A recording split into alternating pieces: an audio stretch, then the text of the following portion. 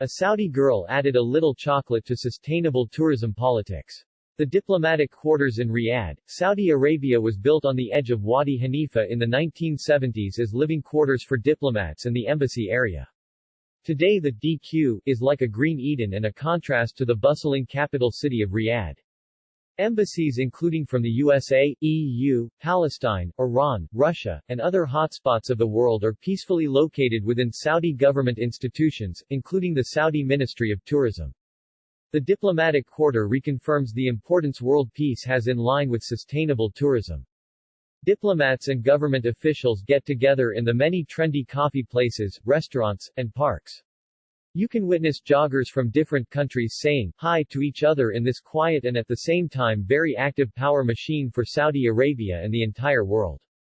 I stayed 6 nights at the Marriott diplomatic quarters last week. Every morning I went for my morning coffee in one of the 2 Starbucks next to the hotel.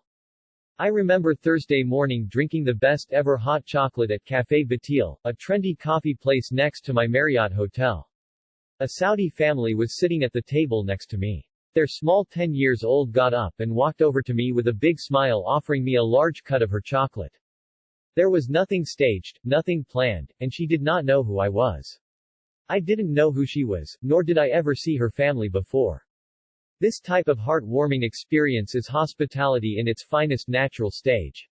Luckily such experiences are not isolated to Café Batil, they are everywhere in Riyadh. After being closed for so many years, the Kingdom of Saudi Arabia is opening its doors to visitors. Tourism in Saudi Arabia is sophisticated and futuristic, but at the same time in its infant stage. It's in need of sustainable positioning by experts, so another little girl in 10 or 20 years will also share her chocolate with a visitor. It shows the approach by Ahmed bin Aqil al-Khatib, the Saudi Ministry of Tourism to make the growth of tourism sustainable, and giving back to the world at the same time is a good way forward.